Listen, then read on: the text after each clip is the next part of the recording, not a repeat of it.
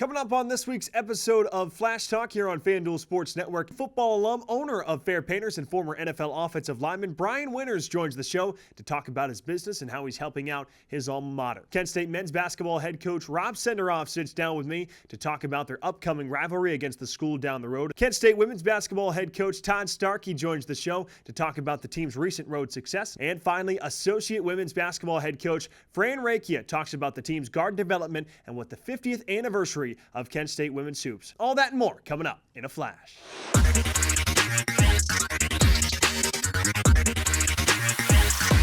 Joined in our Flash Talk studios by Kent State football alum, former NFL player, and owner of Fair Painters, Brian Winters. Brian, I appreciate you joining us on Flash Talk, and I know Fair Painters was just a part of the big flooring project here inside the MACC, so can you tell us a little bit about that? Being a Kent State alum and, kind of seeing the production of the facility and how everything has been going, I always wanted to give back to the university if I ever had that opportunity. And the MACC Center being one of the main locations for all sports and events, it was an easy decision for me to kind of, point my efforts towards those locations. And it went from a dingy floor to a really cool piece of work. The entire Kent State community is very appreciative of Fair Painters' work. And take me through that after your NFL and pro career. What made you start Fair Painters in the first place? That's a funny story. It's just one of the stories that I actually tell a lot of people, and especially when we're meeting new clients and whatnot. But, when I was retired, I was sitting at home for about 4 months, and I was like, I gotta figure something out to do. And I live in Aurora. My wife and I, we built a home in the Aurora community, not too far from where I grew up. And I was sitting around. I wanted to get my garage floor epoxied, and I had a couple quotes come out, and I wasn't really happy with the numbers. And in my head, I was like, I could do this myself. So me and one other guy met a couple distributors in the area, and we ended up going to Michigan and had a more of like a trial run with the company to see if we liked their products and what they were doing. And from there, we just hit the ground running. We pretty much wiped through my entire neighborhood, and from there, we went into the commercial space, and from there, it just blossomed into a big company. What does that mean to you, knowing that, hey, you went here, I played football here, and now you can help them in a different way? It's really cool to kind of put my mark on something in somewhere that I've been. It's cool walking down the hallways and seeing my name, the Hall of Fame, and then also my picture of where I got drafted. But to put nice work with that and something that I created is very cool. Whether it was Fair Painters or something that you had in mind, something that maybe you thought maybe in the middle of your NFL career that said, hey, down the road, maybe this is a possibility. You always got to look at the future, right? Because the NFL is not forever. I was, lucky to play, a 10-year career and have that. But it's not always the case. So you always got to keep your wheels spinning. And I was always interested in any types of business and whatnot, but I didn't know what avenue I was going to go down. I always liked working with my hands, and I did that. My whole family are all steel mill workers, so I knew I was going to do something with physical labor. I'm not an office desk guy. So it was an easy transition for me once I realized where I want my passion to be. If potential clients are interested in purchasing your services or things like that, what can they know about your company? From top to bottom, our employees are great. The president of our company is Peter DeSillo. He's a Navy veteran. Underneath him, we have another Marine Corps veteran.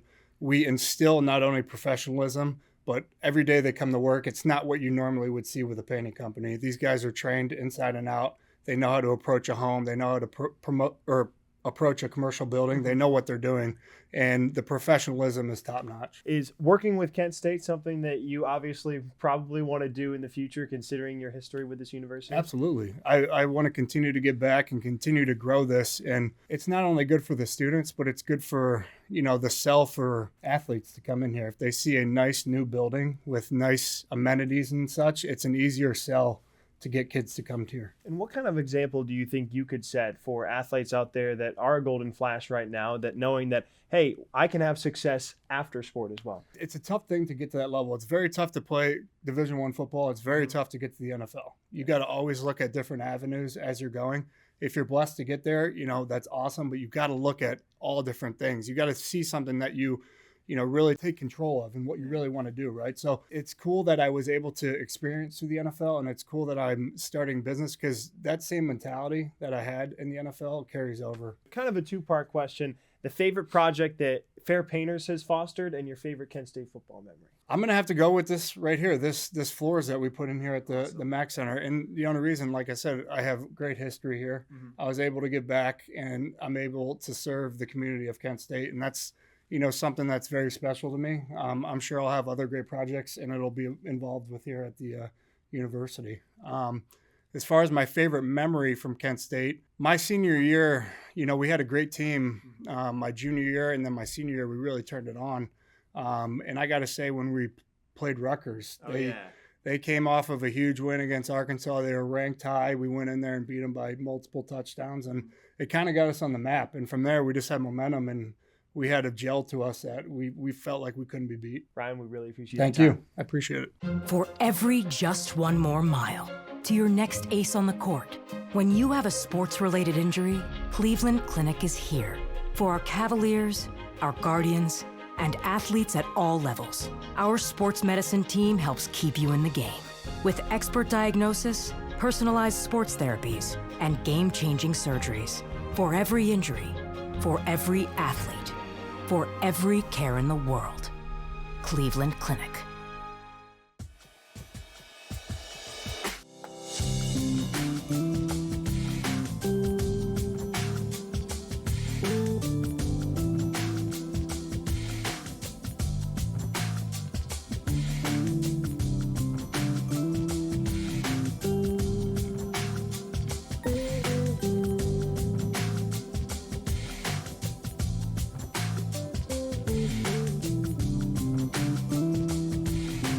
Joined in our Flash Talk studios once again by Kent State men's basketball head coach Rob Senderoff. Coach, you're coming off a 1-1 week, a win against Toledo, a loss against Ohio, but touching on that road victory at Toledo, you guys shot the ball really, really well. What was the key to that? We really competed hard in that game, and that was Toledo's worst home loss in conference in 13 or 14 years. So they obviously have a great program.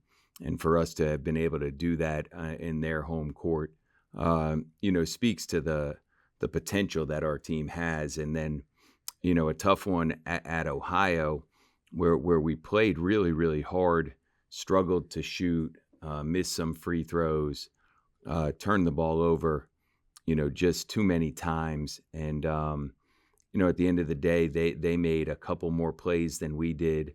And it's tough when you're on the road. It's really tough anywhere when there's just, too many critical mistakes that you're trying to overcome. And ultimately, it's hard enough to win the game once, and you're trying to win the game 2 or 3 or 4 times. And in a couple of our losses here, we've had so many of these games that have been close that we've lost where, we're trying to win the game 2 or 3 or 4 times, and it's just hard to do. So things we have to learn as we're heading down the stretch. We're close to the turn, where we're getting towards the back end of our schedule here, and I'm hopeful that some of these losses we'll be able to learn from, and as we get to February and March, make the adjustments that we need to turn them into wins. As a coaching staff, how do you try and create that model of consistency with execution for your team? Because it's no doubt your team's effort is there. They're always playing hard, flying all over the place, going for loose balls. We have to make sure that we get to the conference tournament, and that's the level of urgency that is one thing that I'm really emphasizing. We have an older team. This is not young guys trying to learn. This is older guys that that should be further along in terms of level of urgency. Okay, so we need to understand that there is no guarantee that we make the conference tournament, that we play on Saturday night, which all of these guys have done. They've done it every single year basically. We've played on Saturday night in Cleveland, so we have to play with a level of urgency. And then we do, like you mentioned, we have to execute. Using that Ohio game as an example, we basically, I don't want to say had the game won 3 or 4 times, because that's not the case, but we had 1 or 2 plays that had we made, we could have won that game 3 or 4 or 5 times in the game. And give Ohio credit, they're undefeated at home. We have to position ourselves, which we did. We positioned ourselves to win on the road. We've played very well on the road. We have to make sure that we play with the urgency and then make the plays that you need to make to win these close games as we flip the back end of our schedule here. And we certainly feel like we have the team that can do it. I believe in every guy on the roster. And now hopefully we can use these lessons, make the small adjustments. These are not huge adjustments. Make the small adjustments that we need to make and then go do it, 40 minutes, home, road, neutral, whether we're shooting the ball well, not shooting the ball well, playing well individually or not, and then just collectively hold ourselves and each other accountable at a really high level. Bowling Green, then, of course, the school down the road. They're sitting atop the Mid-American Conference right now. You're still searching for that first MACC win at home. What do you guys need to do to come out with a couple of wins this week, Coach? Yeah, we play 5 of our next 6 games at home, so this is a perfect time for us to be able to. We've been a great home team for years and years and years, and right now in league play, we have not won at home. We've played great on the road. We've played well enough to be at the top of the league if we had played the way we normally played at home. So 5 out of 6 at home. We've got to start playing the way we have normally played at home, with us feeding off the energy of our crowd, us giving our crowd reason to give us energy to feed off of. And hopefully we can flip it and play inspired basketball here with that 5 out of 6. And then, we finish it off and hopefully position ourselves as best we can for March basketball and really look forward to seeing how we can compete down the stretch. Friday night inside the MACC at Kent State against the school down the road. That's Golden Flash's men's basketball head coach, Rob Senderoff. Coach, thanks for the time. All right, great. Thanks. Golden Flashes fans, this is men's basketball coach Rob Senderoff. At Kent State, we're building champions both on and off the court. In order to keep our winning tradition on the court, we need your support of the Blue and Gold Collective. Now more than ever, we need you to be our sixth man. Flash family, make sure to play the Blue and Gold Collective 50-50 raffle. And when you play, the Golden Flashes win. Support the Blue and Gold Collective and help our Flashes soar. Today, the world could use a little more understanding. Understanding nurtured by shared values. We come together at Kent State. Different dreams, different viewpoints, united by purpose. Preparing to make a difference in our divided world. Wherever you are in your life's journey, come learn with us. Begin at Kent State. Joined once again by Kent State women's basketball head coach Todd Starkey. Coach, you're coming off 2 nice road wins. You called it a good old-fashioned Midwest road trip in the Mid-American Conference, and you came away with 2 nice wins. Going into the week, that's the goal, obviously, and the message to the team was you can't win 2 in a row until you win the first one. So we wanted to make sure we stayed focused on a tough Central Michigan team and much improved, and so had to fight early, obviously, and I thought we did a great job with our game plan up there, and we're able to come away with a win up there. And then moving forward to Miami, you were only up 9 at halftime, 28-19. Then you end up scoring 77 points in the entire game, 33 in that fourth quarter to be exact. That tied a record for most points in a quarter. Where was that offensive explosion in that fourth quarter come from? Miami's a really rigid defensive team, and obviously that showed in the first half. I thought we did a great job defensively as well, holding them to 19 points. They have the ability to score it, and thought we did a good job of really adjusting to the way the game was being played. Second half, third and fourth quarter, obviously we made a few adjustments offensively. We're able to start getting things a little bit open, and then obviously with the lead, they needed to press. We were able to get to the free throw line or get some easy buckets, and things just started to kind of open up for us. And then Jenna kind of had a little bit of an offensive explosion in the second half and was able to knock down some threes that opened up the interior for us as well. 12 fourth quarter points to be exact of her 19.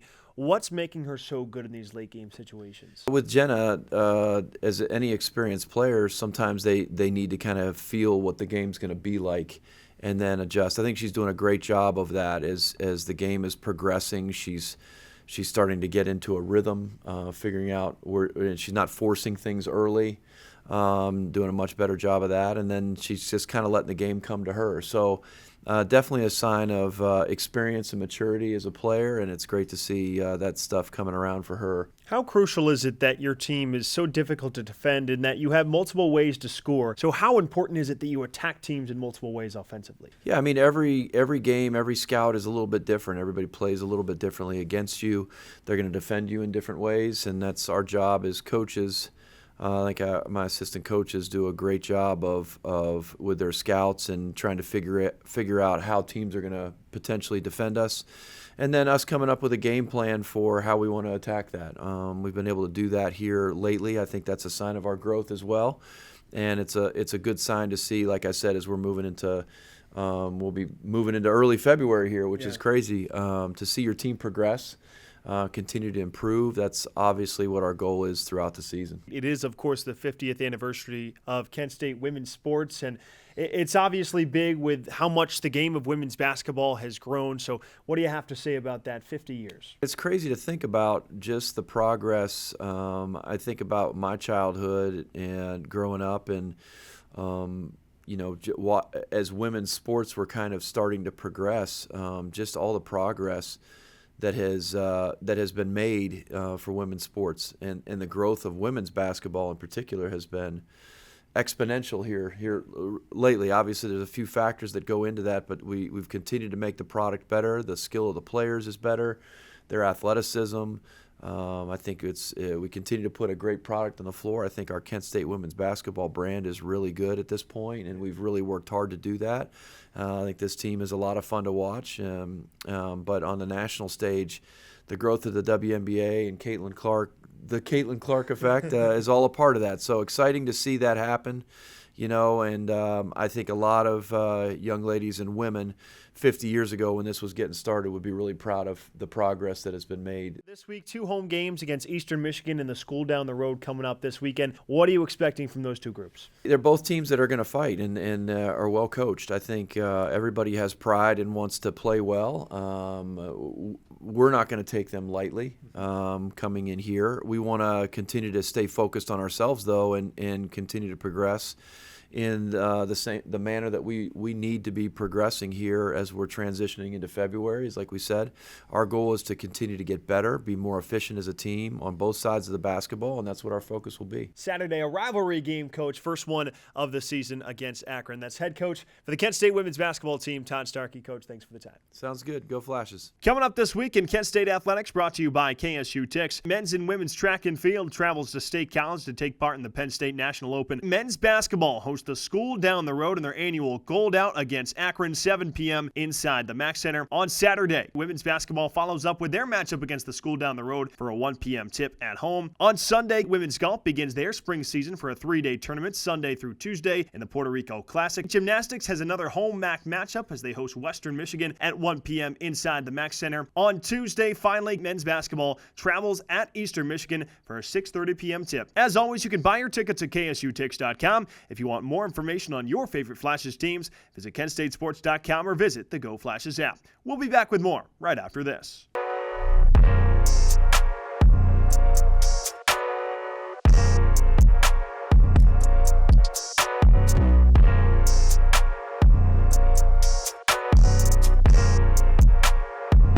When it comes to reaching your goals, having the right support can make all the difference. That's why we trust Green Lending, Kent State Athletics' exclusive mortgage partner, to help you achieve your home ownership dreams. Just like on the court, everyone has a role to play. With the right teammates, any dream is possible. Green Lending is here to be that support to help you make those big moves in life. Visit greenlending.com and let Green Lending help turn your dreams into reality. Green Lending, helping Golden Flashes achieve their biggest dreams on and off the court.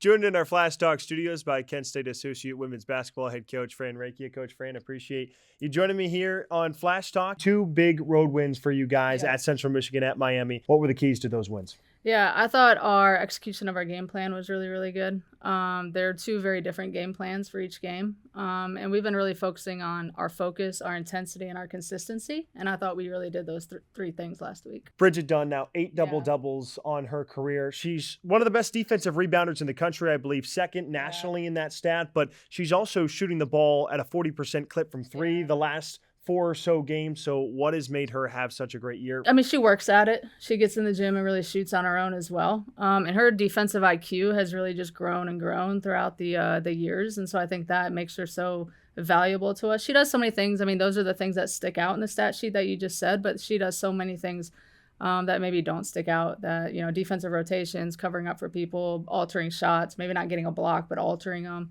And then being able to snatch those defensive boards. And the backcourt specifically that you coach is progressing. You know, you have Deanna Gray and Maya Babbitt that start there. Megan Murray a little bit off the bench. Not necessarily the group you expected to have coming into this season, but they seem like they're molding into their own. Yeah, I think we're getting better every game, specifically those three. Maya has become really consistent for us. Like, we know what we're going to get every night defensively and offensively from her, and that's huge. Anytime you can really get consistent play from your backcourt, I think that's really important. As long as Deanna stays out of foul trouble, she's been great. When she gets in foul trouble, it gets a little dicey, but I think her play has been getting better and her shooting percentages are starting to come back. The 50th anniversary of Kent State women's sports.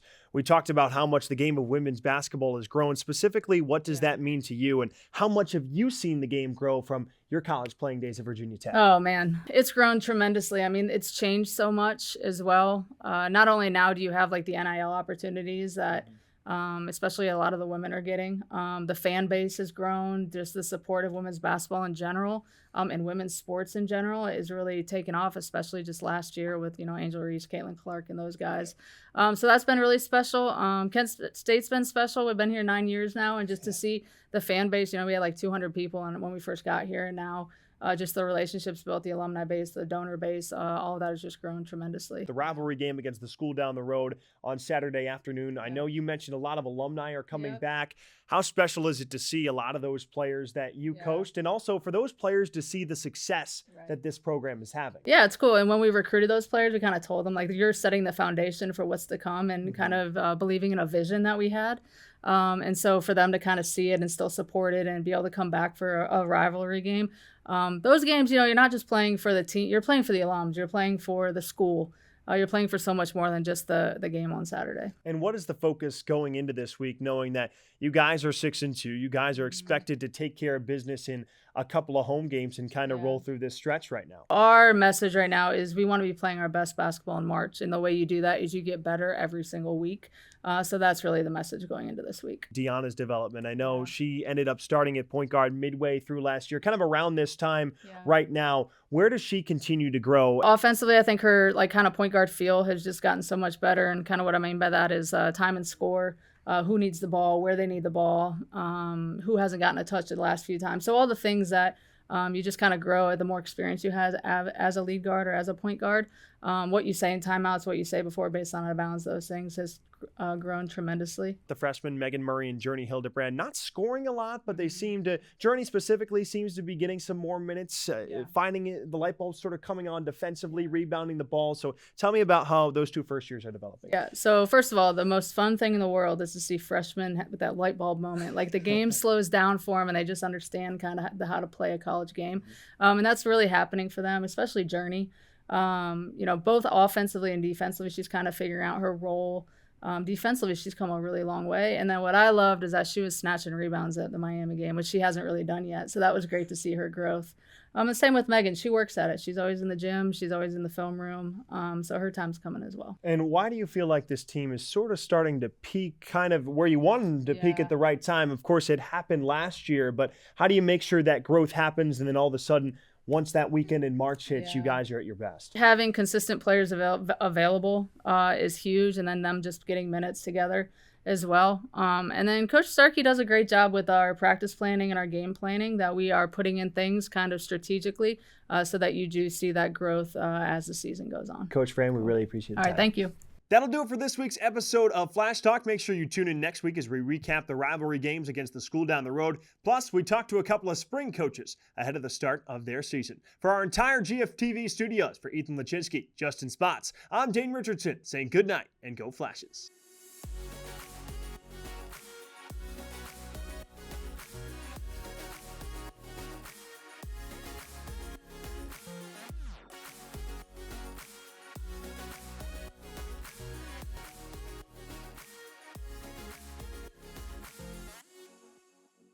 As you know, Kent State Athletics, our basketball team has historically been a huge part of our athletic department. We have a winning tradition. We always bring a great game. But in today's day and age, the basketball game itself isn't going to entice the average fan. We really need to come over the top. We need to do these exciting things like they do in professional sports. And without sponsors or partners like Ken Ganley, we wouldn't be able to afford to do like tonight, the esports night with the Ken Ganley game room. Also being able to do the $10,000 putt at halftime that they're supporting. So those types of things help us advertise and get out into the community and maybe reach people who are not just the average basketball fan. They also help us out off the court. So many of our faculty, our staff, and our coaching know that they can go to Ken Ganley Chevrolet, get themselves a vehicle in a short amount of time without having to shop everywhere. They're so important to us on so many levels that we're just so grateful that they're a part of our family, and I don't know how we would live without them.